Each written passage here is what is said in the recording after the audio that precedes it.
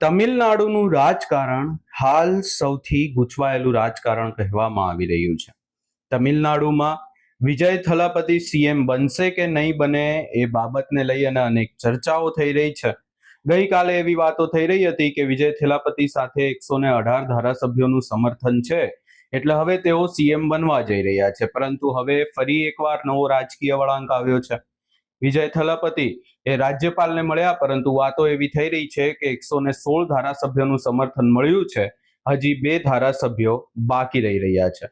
આખી બાબતમાં જો ચર્ચા કરવા જઈએ તો વિજયે રાજ્યપાલને ટીવીકે, કોંગ્રેસ, સીપીઆઈએમ ના 116 ધારાસભ્યોનો સમર્થન પત્ર સોંપ્યો હતો. આઈયુએમએલ અને વીસીકે એ હજી પણ સમર્થન પત્ર આપ્યો નથી અને બંને પાસે બે ધારાસભ્યો છે. વિજયને હજી પણ બહુમતી માટે માત્ર 2 ધારાસભ્યો જોઈએ છે.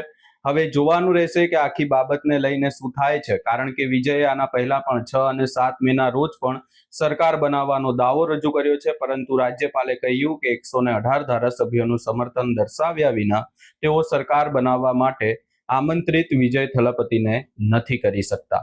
તમને શું લાગે છે, વિજય થલાપતિ સીએમ બનશે કે નહીં, એ અમને કમેન્ટ કરી જરૂર જણાવશો.